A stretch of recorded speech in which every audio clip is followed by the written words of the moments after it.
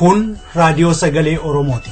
Raadiyoon sagalee Oromoo torbanitti guyyaa 3 wixata roobii fi sanbata galgala keessaa sa'a 7 hamma 7 walakkaatti kan isiniif darbu. Tamsaasni dambalii gabaabaa meetir baandii 16 yookaan kiiloo heerzii 17,850 fi karaa intarneetii oromovoice.org darbu kun amma jalqaba. Kun raadiyoo sagalee Oromooti. Akka mooltan dhaggeeffattoota keenya kun reediyoo sagalee Oromooti kan isinii dabraa jiru. Sagantaan keenya kan dabraa jiru kaayyoodha. Kaayyoo keessatti maaltu jira amma isinillee hoggana turtanii maaliif bakka san gadhiisuu dadhabdan maaltu jira nu garbummaa jala jirraa akka nama biyya guddaa wayii harkaa qabuutiin maaf isin mi'aa bakki sun. Qophiin keenya irratti warri mariitis yeroo isaa eeggatee dhiyaata.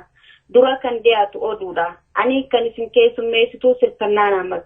Amma oduu har'aatiif gara dasuu duulattiin isin dabarsaa isaa wajjin turtii gaarii isiniin jenna.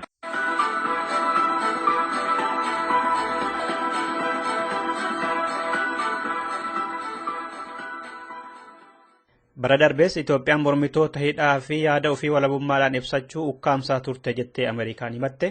Oromoota hojiirraa ari'uu fi hidhuun itti fufee jira. Kan jedhan oduulee gurguddoo har'a galgalaa isa dhageessuuf jedhan keessatti argamu. Akkam jirtu dhaggeeffattoota keenya oduu har'a akkan gurra simbuusu an Dassuu Dulaati. Bara darbee mootummaan Itoophiyaa garaalchitootaa fi mormitoota hidhaa bahee bilisummaadhaan yaada ofii ibsachuu fi sabaa himaa walabas ukkaamsaa ture jedhani ministeerri dantaa alaa US Ameerikaa.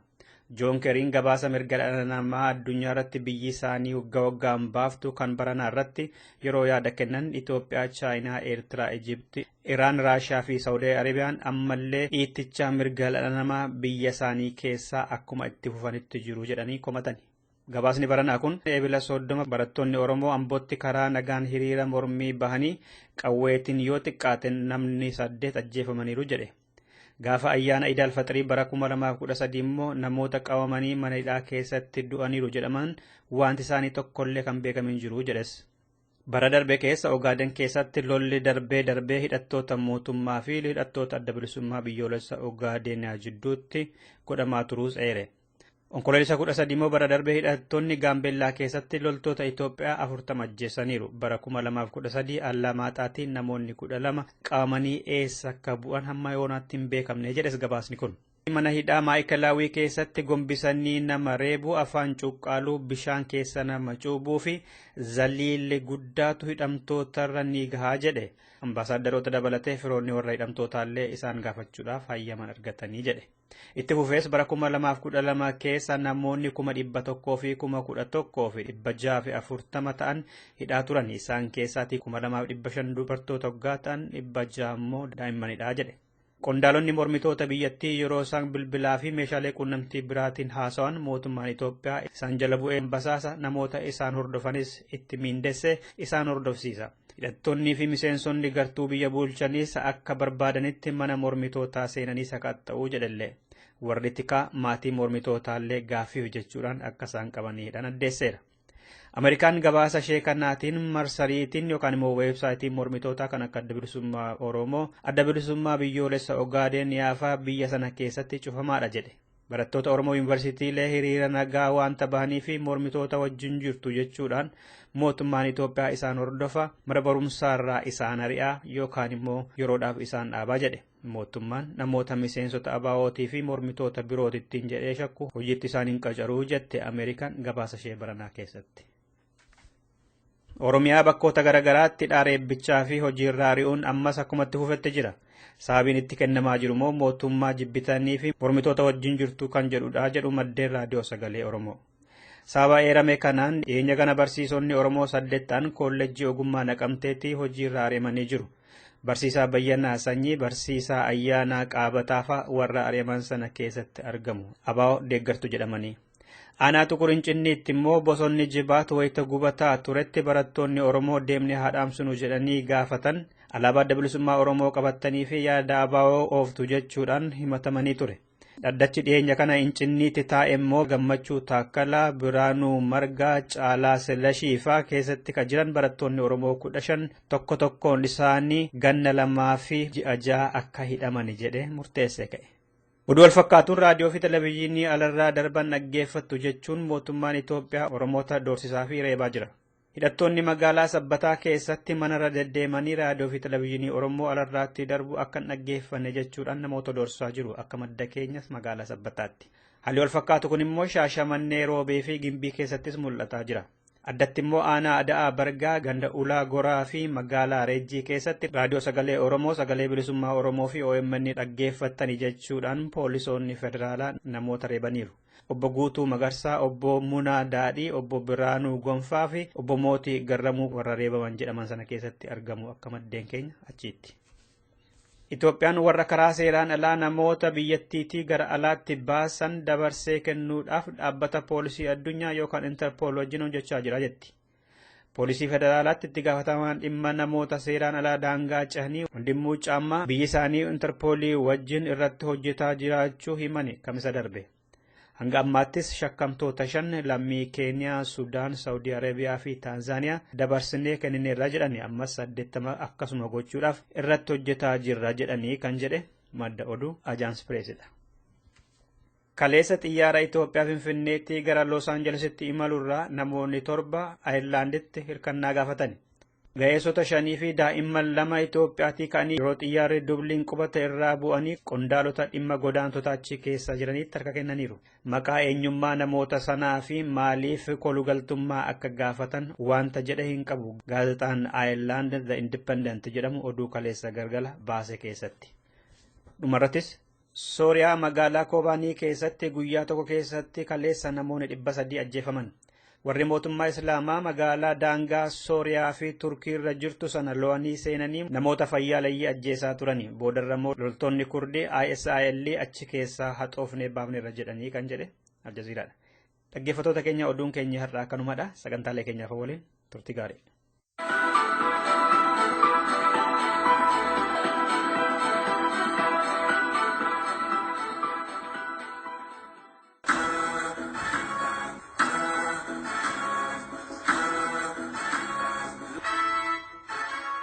Qophii Kaayyoo.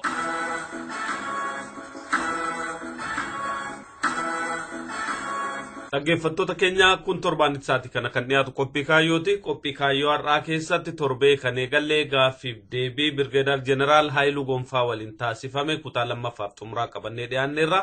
Iddoodhuma torbee dhaabnerraa itti fufa. Ammas uummata keessaa maddaa jira. Warra amma uummata keessaa hooggansa haaraa dhaloota haaraa keessaa maddaa jiru kanaaf karra banu aadaa yookiin kana dura dadhabbiinsa mooraa qabsoo Oromoo keessatti qulqullinaan mul'atan sana ifatti ittimnee kana booda akka isaaf ta'uu fi akka isaaf malutti akka hooggannu humneessuu eebbifamee dhaloonni haaraan kun qabsoota akka gaggeessu gochuudha malee wanti nu baasu wanti ta'uu malus akkasi. Kanaatiif hawaasa keessaa maddaa kan jedhamuuf maddaa jira maddee jira sadarkaan guddina qabsoo Oromoos kan mul'isu isa kana kaleessa akka kaleessaatti qabsaa'ee jira. Har'a immoo akka har'aa fi akka egereessaaf ta'utti qabsaa'u turre jira. Inni irraa isa kaleessaan seenaadhaan takaaramuu nu jiraatu akka isaaf ta'uu fi akka isaaf maluu fi akka dandeettii isaatiif qabsoo kana gara fuulduraatti akka furgaasuuf hoogganni dhaloota haaraa keessaa madde kun eebbifamee akka qabsoo amma yoonaas geesse kana furgaasu karra jalaa banuu fi yoo dandeenya wajjin deemu yoo dadhabne gufuutti ta'urraa cinaatti booree deeggarsa eebbifnee deeggarsa nurraa eegamu kennuun nurra jiraata. Kanaatiif hoogganni hawaasa keessaa margaa uummata keessaa margaa kan jedhu margee jira dhalatee jira isa eebbisnee wanta galii qabsoo barbaaddu kanaan akka ga'u gochuun gahee dhaloota kaleessaati gahee dhaloota irraatiin jedha. Dhumarratti akkaataan hoogganummaa itti kennamu akkaataa hoogganni sun dhaaba san itti geeggessu akkaataa murtiin itti murtaa'u akkaataa namni achi keessatti itti ilaalamu fakkeenyaaf ilmaan Oromoo marti ija tokko waan tokko keessatti yeroo hojjetan ija tokko ilaalamuu dhabu waan adda addaa kanneen deebi ammoo ummanni Oromoo waggaa 8 ol aangoorra hin taa'u waan tokko irratti akka dhageenyetti seenarraa akka dhageenyetti maaltu jira amma isinillee hooggana turtanii maaliif bakka san gadhiisuu dadhabdan maaltu jira nu garbummaa jala jirraami akka nama biyya guddaa wayii harkaa qabuutiin maaf isin hin mi'aa bakki sun. Ayyee galatoon gaaffii bareeda ilaa hoggana akka aadaa keenyaatti dhugaadha hogganni waggaa 8 walgeeddara waggaa 8 wal geeddaruuf hoggana baay'ee jira nama hedduutu jira namni qabsoon namni itti hirmaatu qabsoon gareen fedhayyuu mul'ati ta'eyyuu keessatti ittiin hirmaanne galma ga'uu hin danda'u. Kanaatiif sababni guddaan jiru sila jalqaba irratti kaasuu yaalee jiru tokko namni dadhabbiinsa hooggansaan qabu sana ifatti ofitti maxxansee fudhachuu dhabuudhaan dawoo yookiin gooboo gara garaa uummata, gooboo naannoo uummata, gooboo amantaa uummata, gooboo gosaa uummata, gooboo walbeekumsaa uummata. Gooboon kun dhaabbachuutu irra jira. Qabsoo kanas kan takaalee tokko isa kana. Kun maalirraa dhufu? Maaliif gooboon kun gooboon akkasii kun maaliif uumama yoo jette jedhamee yoo ilaalame gaaffiinsa tokkichuma. Maalin yoo waan gootu sana kufaatiin sirnaan hoogganuun keessuun gara fuulduratti tarkaanfattuu baate aangoo sanarra turuuf jecha daba yookiin jecha mooraa qabsoo Oromoo keessatti dalagdaa jechaadha. Sanarraa kaatee maayin Oromoo kun taatee Oromoo fan dhaabbata jettee waan Oromoof malee mooraa qabsoo Oromootti sirsiitaa jechaadha. Naannoo walii ijaaruu, naannoon hooggansa muuduu, wal shakkuu, hedeluu gosaa wal jala yaa'uu, amantaa wal jala yaa'uu wanti kun tokkummaa Oromoo keessatti badii guddaa raawwatee jira. Kun kan maddumaa inni hanqina yookiin ga'umsa dhabinsa hoogganarraa kan dhufu sanarraa ka'ee ga'umsa dhabinsa isaa sana amansiisee ofitti fudhachuurra ani gosa hedeluu waan ta'eef, an amantaa akkasii waan hordofuun, an naannoo akkasii waan ta'eef naannoo akkasii tokkas waan godheef kan jedhamutti deemamee gara diigumsaatti deemamaa ture. Kun dhaabbachuutu irra jiraata. Kun Oromoon hubate natti fakkaata. Kun dhaloonni namaa hubate natti fakkaata. Kun dhaalamuu irra hin jiraatu. Dhaabbachuu qabaa jechaadha. Kan isatti ofitti yoo fakkeessinee lafti kun nu keessa hin jiru, wanta akkasaa hin jiru, yookiin Badhaasaa, yookiin Abdallaa, yookiin Tolasaa bira jireenyee nama wayirra waa barbaanna ta'e isaanuu ga'uu hin dandeenye. Kun nu bira jira. So isa kana kuffishaa kan ofirraa fuunee lafa goone kuffishaa Oromoo hundumaa hirmaachise. Oromoo ija tokkoon ilaale. Oromoo qabsoo kana keessatti gahee isaa akka taphatu gochuu dandeessisu gochuun nurra jiraata. Lammata hooggana jechuun riiskii fudhachuutu irra jiraata. Maal jechuudha? Waan godhu tokko murteessuutu irra jiraata. Murteesse sanaaf murteen sun baay'isa ta'us mala safa qabaachuus mala waan murteesse sanaaf itti gaafatama fudhate sana lakki wanti nama murteesse kun yeroo hunda sirriidha jechuudha. Dogongora inni qabu immoo deebi'ee ilaalee sirreessa fudhachuu sirreessa sana jedheen ture hooggana jennee turre jedhamu ta'uun irra hin jiraatu. Hoogganni wanti godhuun irra jiraatu, wanti godhamuun irra jiraatu tokko hooggana waa raabuutu irra jiraata. Hooggana waa raabuutu irra jiraata kan jedhamu maa inni dursee waa hubachuu waggaa tokko booda maaltu ta'a mooraa qabsoo Oromoo keessatti. Waggaa 2 booda, waggaa 5, waggaa 10, waggaa 20 booda maaltu ta'a kan jedhu kan raaguu danda'u ta'utu irra jiraata. Kan otoo kana raagiin, otoo kana uummataaf hin ibsin, otoo kana lafa kaawwatiin, otoo kana karoorfatiin haalumti haalaan kan durfamu ta'uun irra jiraatu jechaadha. Kanarraa ka'amee hoogganni keenya riiskii fudhachuutu irra jiraata. Yeroo kanatti kana boona, kana ta'a. Kana raawwatu haala uumuun nurra jiraata jedhee laaluun nurra jiraata. Hanqinoonni kun nu keessatti mul'atu. Hanqina kanarraa baratuun nurra jiraata jechaadha. Hoogganni keenya kanarraa baratuun irra jira jechaadha. Inni kan wajjin wanti wal qabatu maa inni yeroo tokko riiskii fudhatanii yookiin murtee fudhatanii murtee sana hoogganni yeroo hunda murteen kenna. Murtee sana irratti gaaris gadheessa hin ta'a. Wanta isanaaf immoo riiskii sana ibsa kennuutu irra jiraata jecha. Ibsa eega kennee booda warri kaan otoo murtii fudhatiin hoogganumarra taa'ee garuu jennee turre namni tokko murtii fudhatee eega akkas ta'e jennee turre kan jedhamu ta'uun irra hin jiraatu. Hooggana waa raajuun irra jiraatannaa raabuutu irra jiraatannaa jedhamu bokkaan sanee keessa roobaa yoo sanee roobuu baate ji'attaanu keessa roobaa kan jedhamu raaga miti. Sanee fi ji'attaanu keessa caama dhufaa caama kanaaf fala akkasii kennina hooggana jedhuudha kan nama barbaachisu. Lakki sana jennee turroofumaa yaaltanii kan jedhanii achum taa'ee murtee fudhannee riiskii fudhannee yoo ta'e rakkisaadha. Kanaatiif tokko rakkoon guddaan kan ta'e isa kana.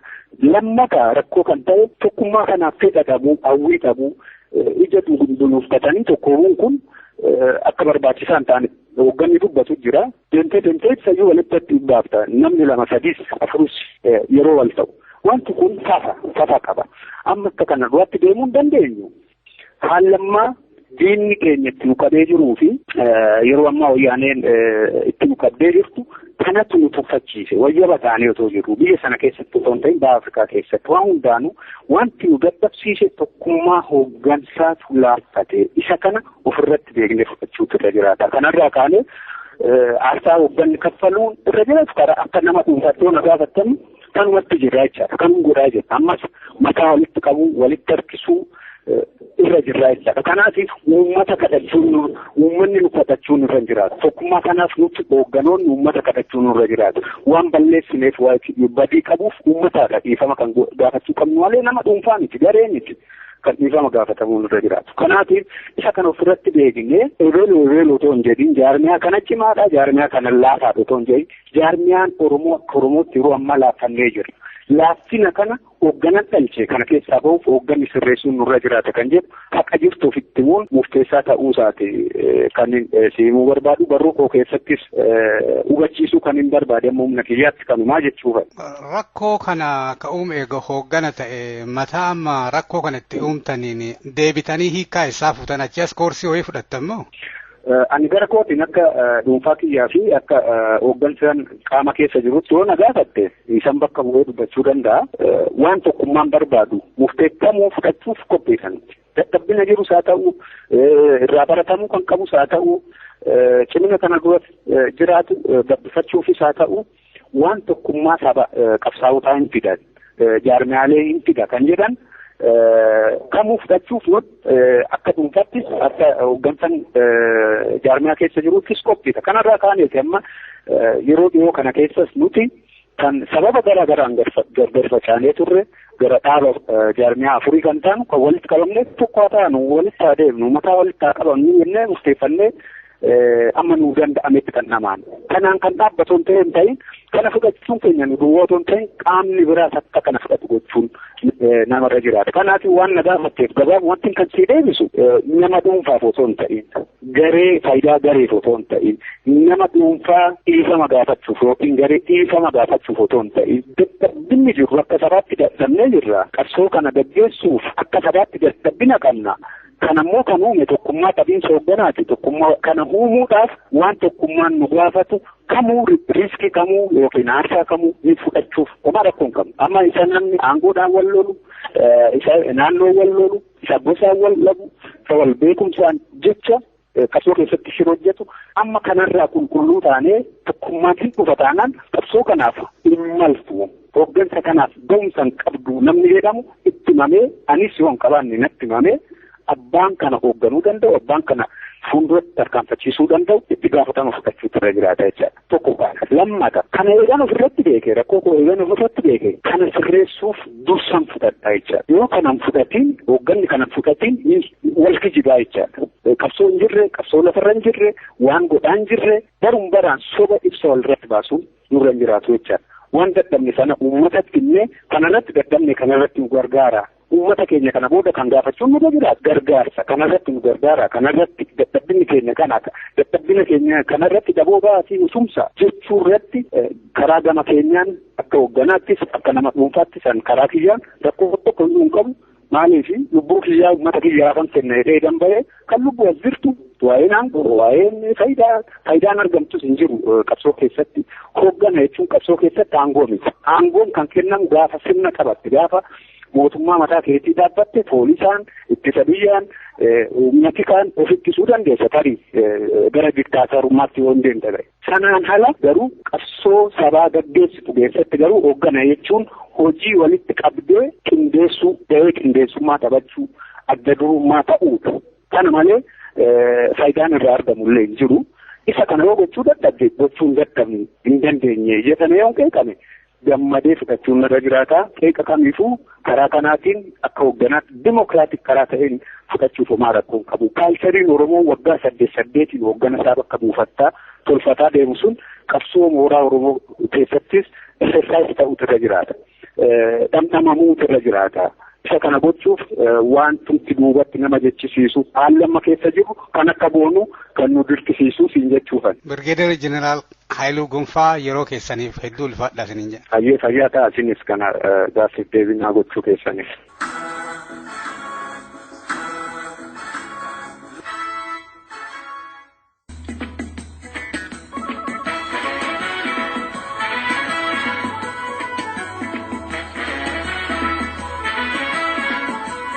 Dhaggeeffattoota keenya kabajamoo akkam ooltan kun qophii waarii marii. Qophiin waarii marii torbanetti guyyaa tokko isiniif dabru amma jalqaba.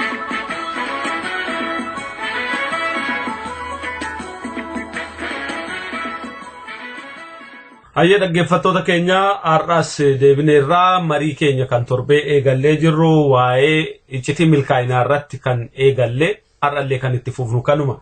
Torbee akkuma yaadattan waa'ee waan tokko walitti aansanii hojjechuu bu'aa argamsiisuu waan kana maaltu fidaa dhimma Oromoo wajjin maal wal fakkaata kan jedhu irratti bu'aaliyyiin kan kaasee ture. Har'allee dhimmuma kanarratti deebinee haasofna. Mee maaltu waan amma konsistanti jedhan kana walitti aansinee hojii wal fakkaataatti fufiinsa qabu kan akka hojjennuu fi haala kanuumu maaltu waan sana fiduu danda'a? Konsistansii wanti uumu tokko waa ati qabdu tokko waa ati hin qabne.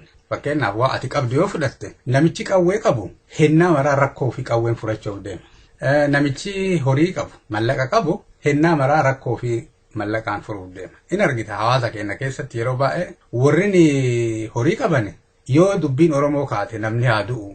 Hiriira bahuu haa ta'u maali haa ta'u wanti inni harka kaasee dubbatu horii buusaa qaba horii akkana waliin buufnu horii malee homaan ta'anii jedha maaliif waa ufii qabu kana keessatti inni mana iddirii dhaqee mana bo'aa dhaqee mana cidhaa dhaqee walgeettii koominitii dhaqee ganda poolitikaa dhaqee eessallee dhaqu miidiyaa dhaqee uumamara bakka dhaqu marattuu namni sun hin jijjiiramu wanti inni godhu hennaa maraa waa horii qabuuf jecha horii buusaa jira. Mana bu'aatitti illee horii buusaa jira, mana cidhaatti illee horii buusaa jira, mana hulee marattuu horii hiikata. Namichi hin lolaa humna qaba jedhee bikku ammoo bakka marattuu nama reeba. Mana bu'aatitti illee isaa nama reebu argita, bakka hiriiraatitti illee kan nama reebu argita, bakka koominiitiin nama reeba, hulee marattuu kan nama reebu argita. Konsistaantii isiin jechuu jira.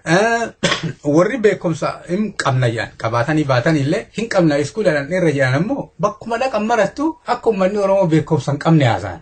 Yookiin ammoo maali waa ofii sappilaayii godhuu danda'ani. Meeshaa ofii gurguruu deema namni beeku. Amma beekumsa nama kennaati diqqaate malee akkana gootee koorsii akkanaa fudhattee duraan immoo pilaana baasuu qabnaa maalii qabnaa jedha. Amma wanti kunneen taa'amuu qabu yaa'an jiru. Namichi wanti inni qabu beekumsa jedhee waan beekuufi mana bo'aatitti hulee dhaqee marattu waan beekumsa hidhaa qabu tooppikiin sun yoo ka'e inni qoodarraa fudhata jechuudha. So yeroo laaltu namni waan ka bareedullee akkasuma namni waan hin bareeda jedhee bikkullee uuma bareedaa haasa hin amara ka waa iskuulaa so konsistaansiin kun wanti inni irraa burqu tokko waa qabaachuu waa ati qabdu hidhaa qaba jechuudha. Kanaafuu hin argita amma woboo jabeessinu malee warri amma lolan malee bilisummaan hin dhuftu jedhu maaliif warri sunniin warra loluun faayidaa armaan dura isaanii kenneeru. Warra ammaa tana meeshaa ammaa tana harkaa isaan qaban wanti isaan godhuu danda'an woboo deeggaruuf wanna waan ta'eef san malee hin dhufuu jedhan. Of course wanti namni jedhu kunneen hedduun isaa muuxannoo isaan yeroo guddatanirraa qabaataa dhufaniitu isaanii hojjeteeru solushiniin. Amma yoo argite gara biraatitti gara saayikolojiitti yeroo deebitu ammoo amma namni gariin hulema marattuu ka kijibu argita. Bakka kijibu isarra jirattillee hin kijiba. Gadu hulema dhaqee marattuu waa itti da'u malee waa mi'eessu malee kijibu malee hajaa isaa waan baatu waan ittiin fakkaanneef jecha is consistent inni amma consistency kun bennesa sallee waan gaarii jechuu miti yookaan immoo waan hojjetu waan hojjanne jechuu hin taane namichi sun hennaa maraa waa walitti dhaabee waan san hin godhaaraa jechuudha. Amma fakkeenyaaf dhaaba adda bilisummaa Oromoo keessa warri yeroo inni uumamirraa jirantu jira. Keessaa duumbaanee agadhaa achi keessa jirantu jira. Achi keessa cichanii taa'uun hiikkaa dhufaa jedhanii warra bikkantu jira. Warri gariin ammoo nasa salleen adda bilisummaa Oromoo keessa taa'uun qabu bakka uummata Oromoo itti wayyeessuu danda'a jedhu maraa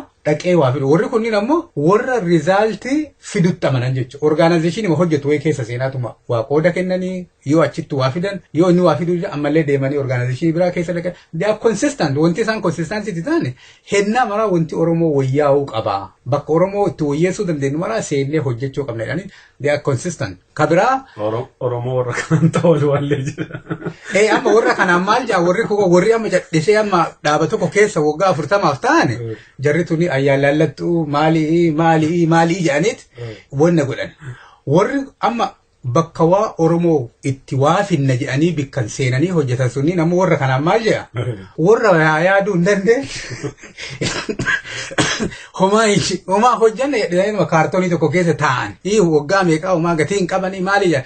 Amma maal ta'a konsistaansiin kun tokko waa wayii keessa dhaabachuu ta'a tokko ammoo meeshaatitti dhimma itti baatee konsistaantiitti taa'u tokko amala kan keetitu konsistaantii amala kan kee kanattu wal fudhachuu dhaba tokko akka nama kunoo mana bitateeruu fi reentiiti namoota nama dadhabne amma jijjiiraman aan jedha jennaan fakkeenyaaf gaariin warri mana kiraa keessa jiran hinnaa maraa mana hin jijjiiratan warri mana bitataniiran ammoo adreesii isaanii tokko amma warri gariin amalli isaanii konsistaan waan tokko keessa cichanii akkuma nama mana bitatee achuma ta'an adreesii isaanii achuma argita gaamara namichi kun ammoo yoo bakka biraatitti mana kiraa wayyaa argate yoo mana irra wayyaa ka argatu taate mana jijjiirate adreesii haarawaa sii kenna warri amma mana qaban sunni ammoo permanent adreesii qaban ammoo konfliktii itti uumame hennama maal godhan isaan nama maraa bakkuma tokkotti bakka gaaf duraa dubbate sanitti achi itti deebi'uu barbaadan den hawaasa keenya keessattuu konfliktii guddaa ka uumu waan kanniin amma namichi wannoo isaatiin konsistaantii amma namichi kijibu hulee maraa kijibu konsistaantii namichi hulee marattu rakkoo maraa ka ittiin furu horii